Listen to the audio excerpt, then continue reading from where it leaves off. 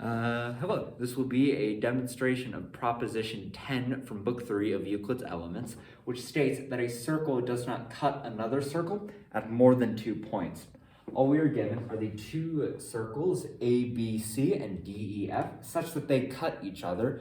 And what we have set out to prove is that the circles A, B, C, and D, E, F do not cut one another at more than 2 points. For if they do, let's draw what that would look like. It looks something like that.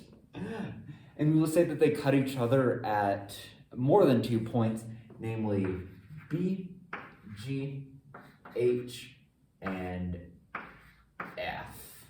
Okay. Now, first thing we do, we join the straight line BH and we join the straight line BG by postulate 1. Next, we bisect BH at K, so, and we bisect BG at L. We do that by proposition 110. Next, from point K, we're going to draw the straight line CK, like so, such that it is perpendicular to BH, that's proposition 111. Similarly, from point L, we shall draw the straight line LM at right angles to BG, like so. Again, we can do that by proposition 111. Finally, by postulate 2, we shall extend the straight line KC to point A, like so. We shall extend the straight line ML to E, like so. We shall call the point at which ME and AC meet, we'll call that P.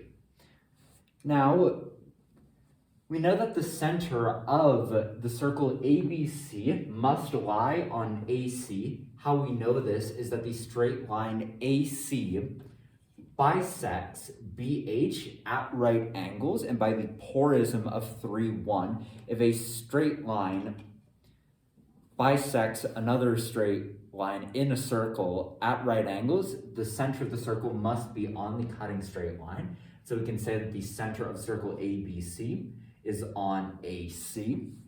Also, by the porism of proposition 3:1, we know that the center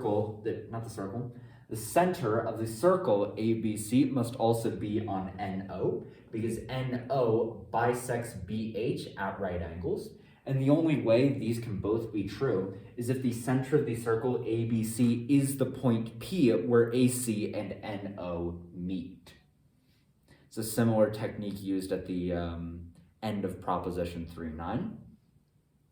Similarly, that is also by the porism of proposition 3:1, we can also say that the center of the circle DEF is also the point P.